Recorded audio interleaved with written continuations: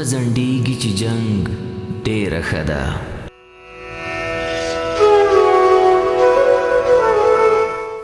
وینه د ځان وي که د بل وینه وي، اخر د چا ده؟ د انسان وینه ده. جنگ پر ختیځ که پر لویدیځ وي جنگ دی، پکې تویږي د جهان وینه ده.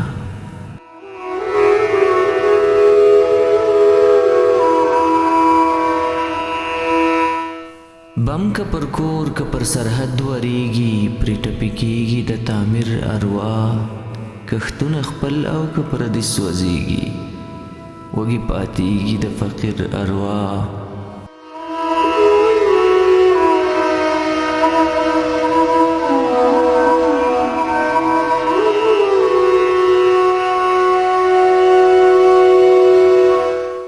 ټانکونه مخکې ځي که شاته راځي، خېټه د ځمکې به شنډېږي ترېنه.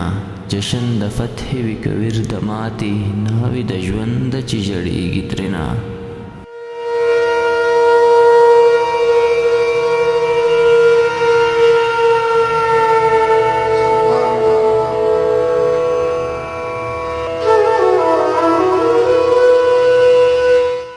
جنگ خو پخپله د یوه ستونزه لویه، جګړه به څه د حل سلا راکړي.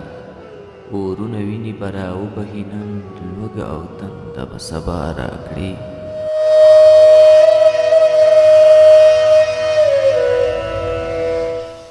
ځکه نو ای د لوی ادم زامنو، څومره ځنډېږي چې جنگ ډېره ښه ده. زموږ او ستاسې د هر چا انګړ کې شمع د ژوند چې څو بلیږي ښه ده.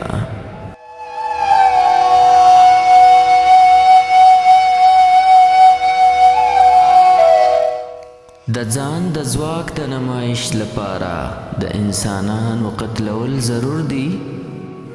د تیاره کور د رونولو په پار د کور د لوښو سوځول ضرور دي.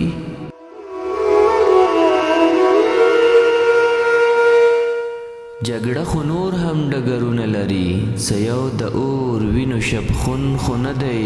د ژوند حاصل خو یو څه عقل هم دی، د ژوند حاصل څه یو جنون خو نه دی.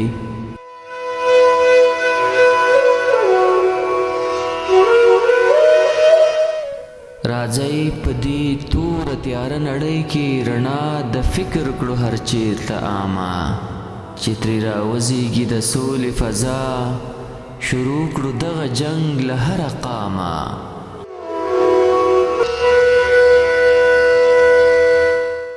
جنگ له وحشت بربریت سره د تمدن او ارتقا لپاره، جنگ له وژونکو سیاستونو سره امن د بشر د ژوند بقا لپاره.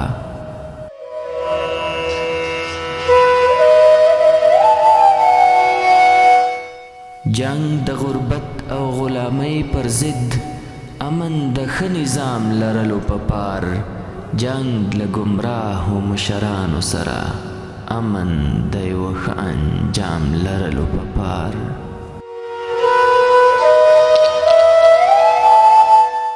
جګړه د پانګې له لعنته سره، امن د بېوسو د خوښۍ لپاره.